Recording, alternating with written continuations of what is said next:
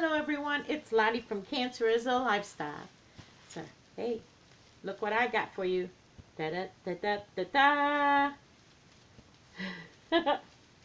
Like a slow reveal. Now, of course, this is my homeless mat. So what is it time for today? It's Movie and Stitch. And today's letter is G. This is also one of my favorite movies ever. I have 4 actually. I let you know which one it was last time. It was Finding Neverland. Today is G for Groundhog Day. And there are 2 more coming up in this series. But Groundhog Day, if you guys never ever seen Groundhog Day, you need to go out and check it out. It is the funniest movie ever. It stars Bill Murray and Andy McDowell. And McDowell, I always get her name wrong and I forget it all the time. It came out in 1993, and it basically is about a weatherman who is actually not a very nice guy, and they kind of, his station sends him out to report, the Groundhog Day, whether he sees his shadow or not. So he goes there and basically gets stuck replaying the same day over and over and over and over again. Now, I know that this plot sounds like it's been written how many times over, and there have been many different movies made from it, but this is the original, you guys, because I don't ever remember before 1993 there being a movie like this. So I always consider Groundhog Day the one that started all of these other movies where you got stuck replaying the same day. I love every single thing about this movie. I love Bill Murray. I love his character. I've always been a big fan of his. Another one that I always happened to love was Chevy Chase. This is the time when they were all very popular, and it's kind of like slapstick comedy, where it was just funny. They were funny just being themselves and just looking funny. But anyway, I love this movie so much that I found out, did some research, that it was actually filmed in Woodstock, Illinois. So since I lived in the suburbs right outside of Chicago, I thought to myself one day with my daughter, let's go for a drive to Woodstock, Illinois, and kind of check it out.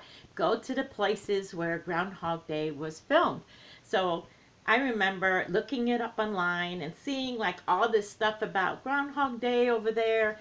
But I did not realize that what I was seeing was only an event that happened on Groundhog Day.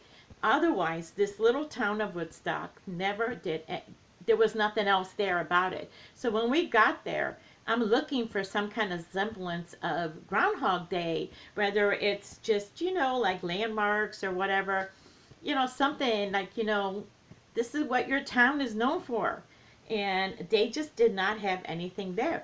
And in fact, the whole little place where they filmed it was really, really small. And I couldn't believe how the television made it look like it was a huge town, when in fact it was not. They did everything in this little, square, this little circle park. So it was fun to see that. But I just expected them to have more of landmarks about it, or, statues or something that would kind of be like, hey, welcome to Woodstock, town of Groundhog Day or something. And it was really disappointing. I happened to work with someone whose sister lived there, and she told me that come Groundhog Day, they actually did a big deal. They did have a festival, and it was like, they did celebrate it and all. So I must have gone. I didn't go on Groundhog Day. That's when I need to go there.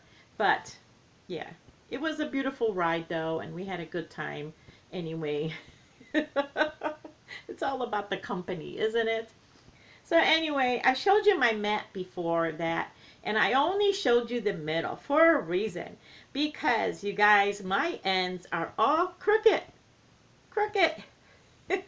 I have made so many of these mats you guys would not believe. Hold on a sec.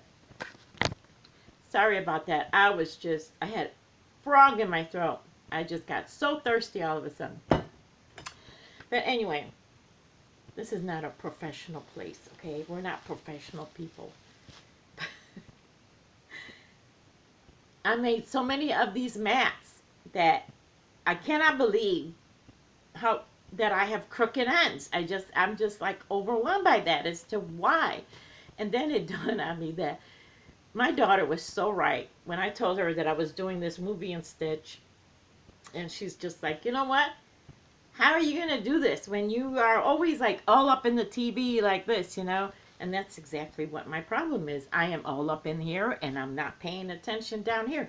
So when I look at this mat, I have frogged it and restarted it so many times it's not even funny. So I'm just going to leave it. I'm not going to be frogging it again. But I am going to fix it when I go because even though I'm almost done with the length of it, I always go and do a like a single crochet all the way completely around. So I give it a nice little trim all the way around. And so I'm going to fix it. And I think all those little crooked, ends are going to be fixed. So another reason why I showed it to you is I do not color code the balls when I make them. I used to. I did when I first started making the mats.